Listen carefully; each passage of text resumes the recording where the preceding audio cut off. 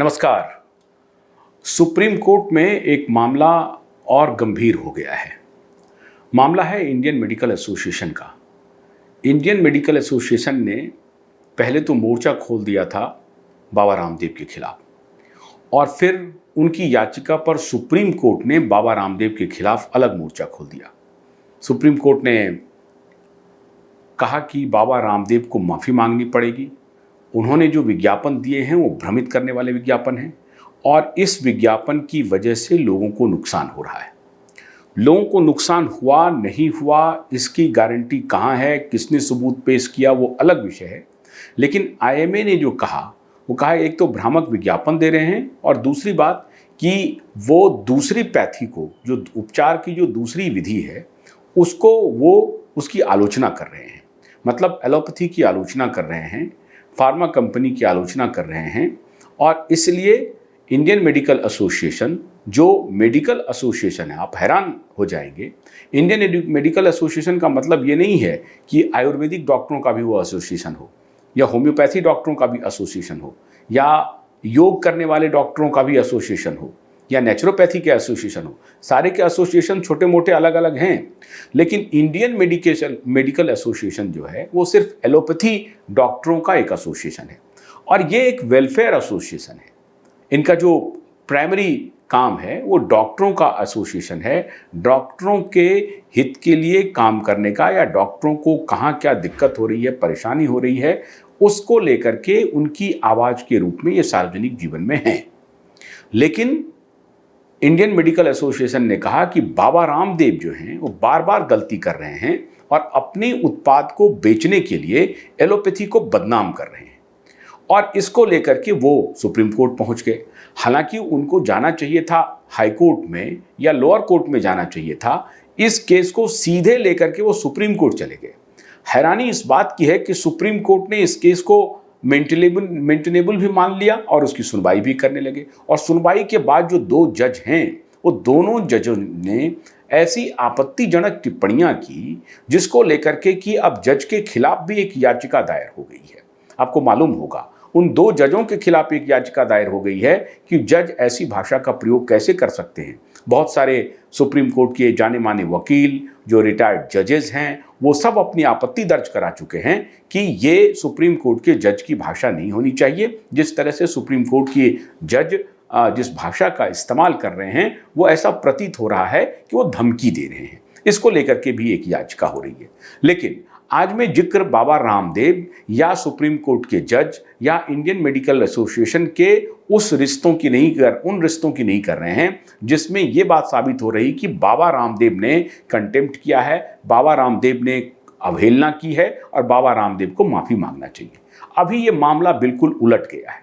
मामला ये उल्टा कि अब बाबा रामदेव के वकील ने सुप्रीम कोर्ट में दलील दी कि जब मिलॉर्ड आपके आदेशानुसार हमारे क्लाइंट ने माफ़ी मांग ली, माफ़ी को सार्वजनिक किया और अखबारों में विज्ञापन डाल करके उन्होंने माफ़ी मांगी है और आपने संभवतः इनको माफ़ भी कर दिया क्योंकि आपने कहा कि भाई बड़े बड़े अक्षरों में इसके विज्ञापन होने चाहिए। ऐसा नहीं कि छोटे अक्षरों में आपने विज्ञापन दे दिया, किसी ने देखा नहीं। लोगों को दिखना भी चाहिए कि हाँ बाबा रामदेव माफ़ी मांग रहे हैं, इसलिए उन शब्दों को लोग पढ़ पाएं। इसलिए फॉन्ट साइज भी सुप्रीम कोर्ट ने कहा कि आपका बड़ा होना चाहिए। विज्ञापन लोगों को पढ़ने में आ जाए ये संतुष्ट करना आपका काम है और बाबा रामदेव ने वही किया। पतंजलि योगपीठ ने वही किया, अपना विज्ञापन दिया जो पढ़ने योग्य था और लोगों को उससे पता चल गया कि हाँ बाबा रामदेव ने माफ़ी मांग ली है।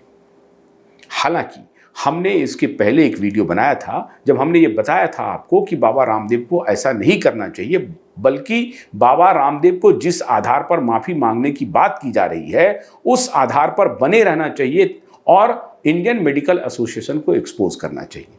लेकिन अंततः वो घड़ी आ गई। बाबा रामदेव के वकील ने प्ली किया सुप्रीम कोर्ट के माननीय जज के सामने कि मिलॉर्ड आपके जो दूसरे वादी हैं, इंडियन मेडिकल एसोसिएशन के जो प्रेसिडेंट हैं, आपकी अवहेलना कर रहे हैं, आपकी अवमानना कर रहे हैं, सरेआम मीडिया में इंटरव्यू दे रहे हैं और आपकी आलोचना कर रहे हैं। आप दोनों जजों की आलोचना कर रहे हैं वो कह रहे हैं कि जज को ऐसा नहीं कहना चाहिए था इंडियन मेडिकल एसोसिएशन के बारे में। इंडियन मेडिकल एसोसिएशन के बारे में जो कुछ भी जज साहब कह रहे हैं, मिलॉर्ड कह रहे हैं, वो गलत कह रहे हैं। ये सरासर कंटेम्प्ट ऑफ कोर्ट है। जो आपने नियम लागू किए हैं बाबा रामदेव के लिए, आपको वही नियम इंडियन मेडिकल एसोसिएशन के लिए लागू करना चाहिए मिलॉर्ड। ये बाबा रामदेव के वकील मुकुल रोहतगी की प्ली थी। सुप्रीम कोर्ट ने इसका बहुत ही कड़ा संज्ञान लिया। सुप्रीम कोर्ट ने कहा कि अगर इंडियन मेडिकल एसोसिएशन ने ये काम किया है तो बाबा रामदेव से भी ज्यादा बड़ी गलती इंडियन मेडिकल एसोसिएशन ने की है और इसका खामियाजा उनको भुगतना पड़ेगा। साफ शब्दों में सुप्रीम कोर्ट ने कहा कि अगर आप ये सोच रहे हैं कि आप एक सत्य के आड़ में या आप कोई बहुत बड़ी ऑर्गेनाइजेशन है जो कि एक बड़े दरी के नीचे अपने को छिपाए हुए हैं और वो फुल प्रूफ है, उनके ऊपर किसी का ये नहीं हो सकता है, तो गलत सोच रहे हैं। आपके खिलाफ भी वही कार्रवाई होगी जो बाबा रामदेव के खिलाफ हुई, बल्कि बाबा रामदेव से बड़ी कार्रवाई होगी। अब ये मामला कंटेम्प्ट ऑफ कोर्ट का है। इंडियन मेडिकल एसोसिएशन क्या करता है, फेयर एंड लवली के बारे में क्या करता है, एशियन पेंट्स के बारे में क्या कहता है, अन्य उत्पादों को कैसे इंडियन मेडिकल एसोसिएशन इंडोर्स करता है, जिसके लिए वो कॉम्पिटेंट अथॉरिटी नहीं है।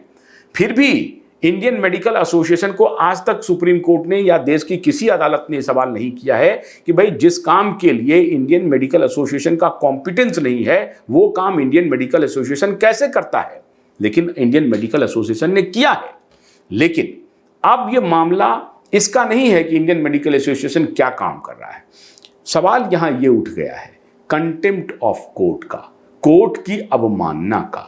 कोर्ट की अवमानना की है इंडियन मेडिकल एसोसिएशन ने और उनके वकील ने कोर्ट के निर्देश की अवहेलना करते हुए सार्वजनिक रूप से कोर्ट के जजों की आलोचना की है और ये कोर्ट की अवमानना साबित हो गई है। तो जो फटकार अब इंडियन मेडिकल एसोसिएशन को लगी है उससे लगता है कि टाइड टर्न हो रहा है। ये जो ज्वार भाटा देख रहे हैं ना, ये ज्वार भाटा अब दूसरी दिशा में जा रहा है और चौबे गए थे छब्बे बनने, दुबे बन के लौट रहे हैं। कौन लौट रहे हैं? ये इंडियन मेडिकल एसोसिएशन लौट रहे हैं। इंडियन मेडिकल एसोसिएशन को ये अनुमान था कि हमने बाबा रामदेव को घुटनों के बल लाके खड़ा कर दिया और बहुत लताड़ लगवाई सुप्रीम कोर्ट से, उनसे माफी मंगवाई, जैसा हमारी मर्जी थी वैसा आदेश सुप्रीम कोर्ट ने दिया। लेकिन अब दूसरी तरफ ऊंट पहाड़ के नीचे आ गया है। ये medical association, Indian medical association खुद अब पहाड़ के नीचे में है और सुप्रीम कोर्ट के जज का कोड़ा अब चलने वाला है। उन्होंने कहा कि ये जज साहब ठीक काम नहीं कर रहे हैं। भाई जब आपको निर्देश था, क्या आप कोई बयानबाजी, दोनों पक्ष से कहा गया था कि आप कोई बयानबाजी सार्वजनिक रूप से नहीं करेंगे कोर्ट को लेकर के या कोर्ट की हियरिंग को लेकर के, आपने की। ये अवमानना आपने की है। अब सुप्रीम कोर्ट का हथौड़ा चलने वाला है इंडियन मेडिकल एसोसिएशन के खिलाफ। और अब जब बात निकली है तो ये बात दूर तलक जाएगी। इंडियन मेडिकल एसोसिएशन के अभी तक के जितने कुकृत्य हैं वो भी जाएंगे। आपको एक और कुकृत्य मैं याद दिला रहा हूं। इंडियन मेडिकल एसोसिएशन की बहुत बड़ी जिम्मेदारी थी कोविड के दौरान, महामारी के दौरान। सरकार चाहती थी या कोई भी जो सामाजिक संस्थाएं हैं और ख़ास तौर से जो हेल्थ से जुड़ी हुई सामाजिक संस्थाएं हैं, उन संस्थाओं से सरकार की ये अपेक्षा रही होगी कि इनके तरफ से कोई ऐसा प्ली आएगा जो कि लोगों के हित में होगा, समाज के हित में होगा, देश के हित में होगा। इंडियन मेडिकल एसोसिएशन ने ऐसा कोई कार्य नहीं किया। इंडियन मेडिकल एसोसिएशन महामारी के दौरान पूरी तरह से फार्मा लॉबी के इशारे पर सारा काम करती रही और एक प्रकार से सरकार को भी डराने का काम किया। इंडियन मेडिकल एसोसिएशन से जुड़े हुए जितने डॉक्टर थे बारी बारी से अलग अलग टेलीविजन चैनल पर जाकर के डराते रहते थे कि ये महामारी कितनी भयावह है, कितनी भयानक है। उनकी भयानकता, उनकी भयावहता को पूरे देश के सामने में चिल्ला चिल्ला करके बोलने का काम अगर किसी ने किया है तो इंडियन मेडिकल एसोसिएशन ने किया है।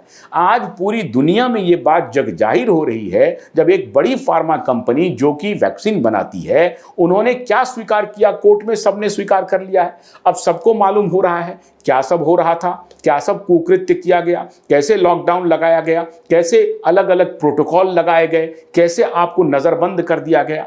इस सब का समर्थन इंडियन मेडिकल एसोसिएशन ने किया।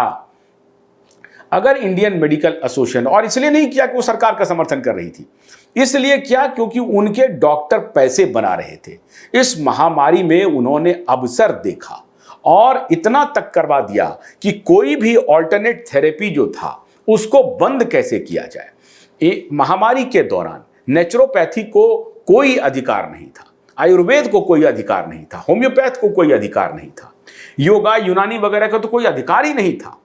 आज जबकि सुप्रीम कोर्ट के अभी वर्तमान जज साहब कह रहे हैं कि महामारी के दौरान हमको प्रधानमंत्री जी का फोन आया था और उन्होंने कहा था कि क्या क्या आपको करना चाहिए जो इस महामारी से बचेंगे और खुद को स्वस्थ रखेंगे। आज उसी सुप्रीम कोर्ट में हॉलिस्टिक हीलिंग सेंटर खुल गया है।